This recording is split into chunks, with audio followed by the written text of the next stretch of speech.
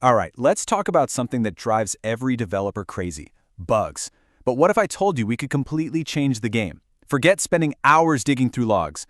We're talking about pinpointing the exact cause of an error in, like, 2 minutes. Seriously. You know the feeling. It always starts with a message just like this one.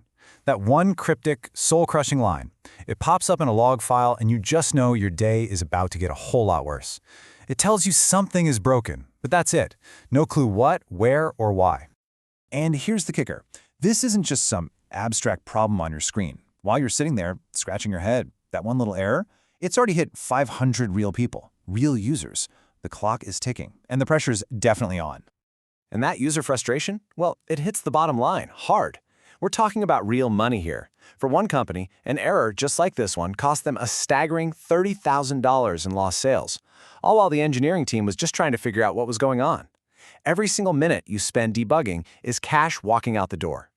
So this is the world we're talking about. You've got the old way, 6 hours minimum of just panic debugging, pushing logs, redeploying, just hoping you can catch it again. And then there's the new way, finding the root cause in 2 minutes flat. So the big question is, how do we get from 6 hours to 2 minutes? Well, it's all about changing how we even think about hunting for bugs. We have to stop making these blind guesses and start using something a lot more precise. Think of it like a high-tech GPS for our code. And this is the perfect way to picture it. Without proper error tracking, you're basically a hunter in a huge forest, but you're blindfolded. You know something's out there, but you have no clue where to even start. Now, with error tracking, it's like you've got GPS coordinates, a crystal clear photo of your target, and fresh tracks showing you the exact path it took. It's a total game changer. So what is this magical GPS I'm talking about? It's what we call an error tracking system. And honestly, the best analogy is the black box in an airplane. When your application crashes, this system has already recorded every single detail you need to figure out what went wrong, and, more importantly, how to fix it, like right now. Okay, so let's break down what that actually looks like. How do we go from that useless, vague error message to a set of clues that actually helps us? A really good error report is like getting the entire case file handed to you. So, first things first, you get the basics, but with way more detail. You get the actual error message, sure, but you also get what's called a stack trace. And if you're not familiar, just think of it as a treasure map that points to the exact file and the exact line of code that broke. The guesswork is just gone. But this is where it gets really powerful. It's not just about what broke, it's about the entire scene of the crime. You get to know who it happened to, which user, maybe even their ID or email. You see what was happening, what data were they submitting, and you know the exact environment. Which release version is this? These are the clues that crack the case wide open.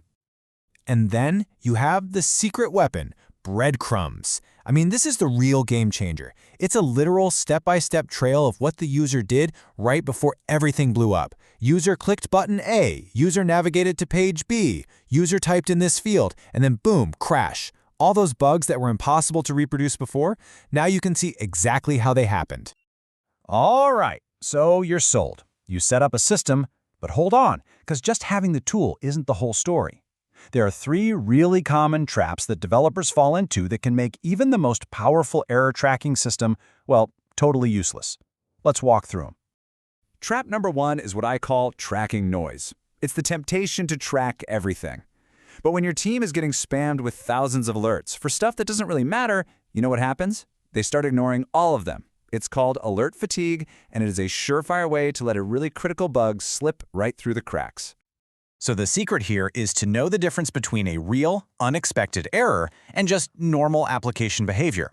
You absolutely want an alert for something critical, like a 500 server error or a payment failure. But, a user typing their password wrong, that's not a crisis. That's just noise. Sure, log it somewhere, but please don't wake up an engineer at 3 a.m. for it.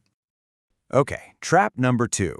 No context. This is when you capture the error, but you forget to include all those juicy details we were just talking about. And let me tell you, an error report with no context is almost as useless as no report at all.